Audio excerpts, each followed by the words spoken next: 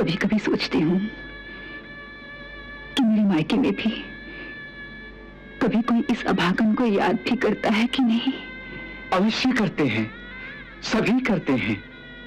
विशेषतः कृष्ण तो आपके बारे में कई बार चिंता करते रहते हैं। कृष्ण? छोटे भैया वसुदेव के पुत्र कृष्ण? उनके बारे में तो बड़ी विचित्र विचित्र बातें सुनती रहती हूँ। सुना है कि वो कोई अलौकिक शक्ति वाला बालक है।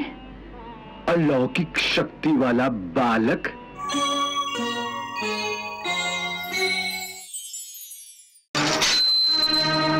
एक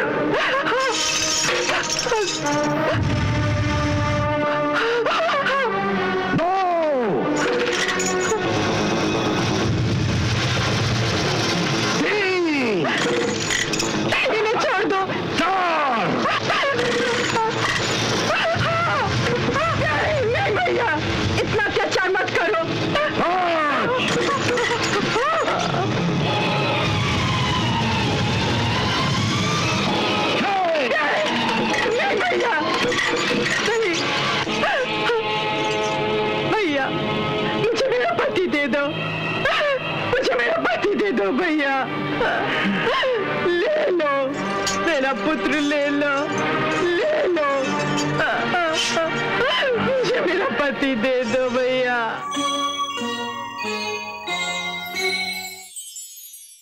आप नहीं जानती देवी, आप मुझे क्या करने को कह रही हैं? इसका अर्थ आप समझती हैं? मैं अच्छी तरह समझती हूँ।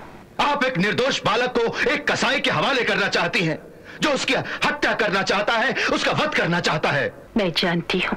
और फिर भी आप मुझे कृष्ण को मथुरा लाने की आज्ञा दे रही हैं। मैं कृष्ण से क्या कहूंगा, क्या कहूंगा उससे कि आपकी माता ने आपकी हत्या कराने के लिए आपको मथुरा बुलाया है? इतना कुछ कहने की आवश्यकता ही नहीं, बस इतना ही कहना कि उसकी माँ की आज्ञा है कि वो आपके साथ मथुरा आ जाए। यदि उसने पूछा क्यों, यदि उसने आने से इनकार किया तो? यदि वो मेरा पुत्र है तो ना क्यों पूछेगा, ना इनकार करेगा। बस माँ की आज्ञा का पालन करेगा।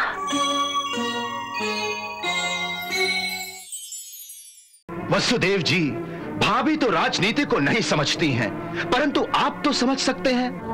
कृपा करके आप इन्हें समझाइए, समझाइए इन्हें कि ये अपना आदेश वापस ले ले, वापस ले ले। ये राजनीति को नहीं जानती, परंतु आप तो समझ सकते हैं। अक्रूर जी, हम आपकी भावनाओं का आदर करते हैं। आपने जो भी कहा राजनीति के अनुसार वही ठीक है, परंतु राजनीति से भी ऊपर मनुष्य का अपना धर्म होता है, और धर्म की महत्ता राज सिंहासन से कहीं अधिक है।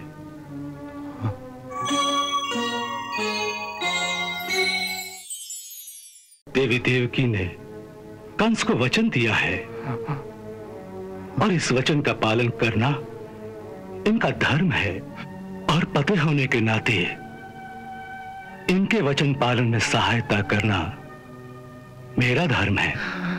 भाभी, भगवान के लिए मेरी बात पर फिर से विचार करो। जो बाजी हम जीत सकते हैं भाभी, जो जीत सकते हैं, उसमें इस प्रकार हमें हार मत दिलाओ। भाभी ये सोचो, जिसे आप कंस की पाप की भट्टी में झोंक रही हैं, उस बालक के बारे में प्रजा के हृदय में यह धारणा है, ये उसका तारनहार है।